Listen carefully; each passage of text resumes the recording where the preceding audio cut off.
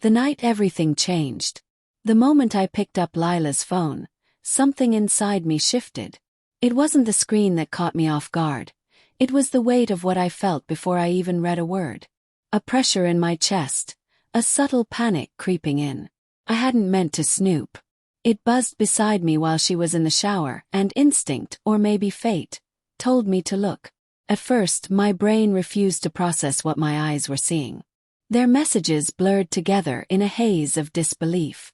But the meaning hit hard and fast. My fingers trembled as I scrolled. One message, then another, then a stream of texts that painted a picture clearer than I ever wanted to see. Late-night texts filled with playful teasing. Inside jokes I had never heard. Plans to meet. Planned during hours I was at work or away. There was an intimacy in their tone, not just physical but emotional. Comfortable. Familiar. Ongoing. This wasn't a moment of weakness. It wasn't a drunken mistake or a one-time lapse in judgment. No, this was deliberate. Repeated. It was betrayal disguised as routine. I wanted so badly for it not to be true. For there to be some explanation, some misunderstanding I could cling to. But there wasn't. The evidence was crystal clear, and I was standing face to face with the truth. I had trusted her, and she had broken that trust with ease. I heard her footsteps before she entered the room. Light, casual, carefree. She was laughing at something on her phone, completely unaware of what was about to unfold. Her smile faded the second she saw me. My expression must have said it all. "Liam?" she asked, cautious, her voice softer than usual. "What's wrong?" I didn't speak. I simply held up her phone. The screen still displayed the last message, still glowing like a silent confession in the dim light. My throat was dry, but I managed 2 words, cold and deliberate. "How long?" Her eyes dropped to the screen. In that instant I saw it, recognition. Not confusion, not denial. Just a flicker of fear. Her mouth opened, then closed.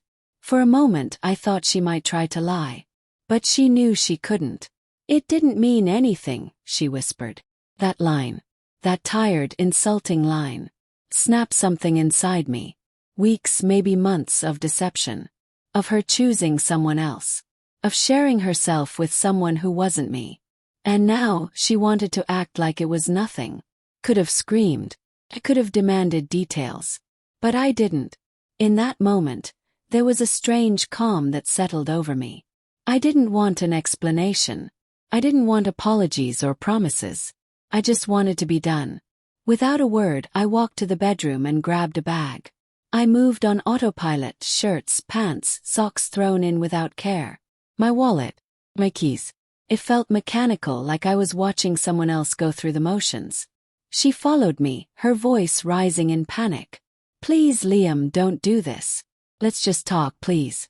It was a mistake. I swear, I didn't mean for it to happen like this." Still I said nothing.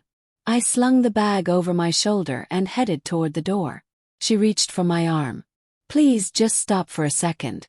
We can fix this. I love you." Pause. I looked at her, really looked at her. And I realized something that broke me all over again. The woman standing in front of me wasn't the woman I thought I had loved.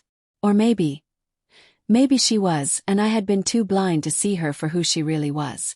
I turned away and walked out the door. Got in my truck and drove. I didn't know where I was going. I just needed to leave that house behind. The farther I drove, the more the suffocating weight on my chest began to lift. The pain was still there, sharp, biting, but underneath it I felt something new. Relief. I had loved someone who didn't deserve it.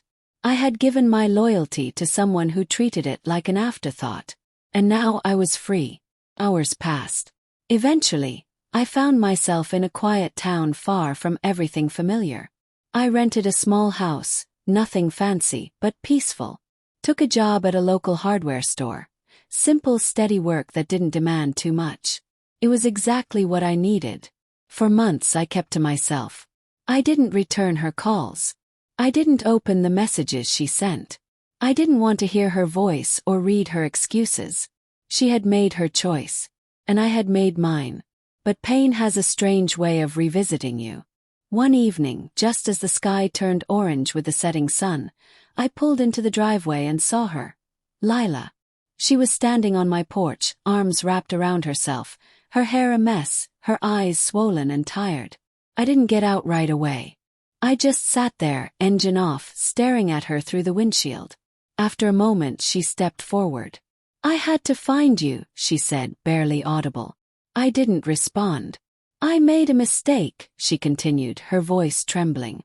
"I know I hurt you. But I needed you to hear it from me." I shook my head slowly. "I don't need to hear anything." Tears filled her eyes. "Please, Liam.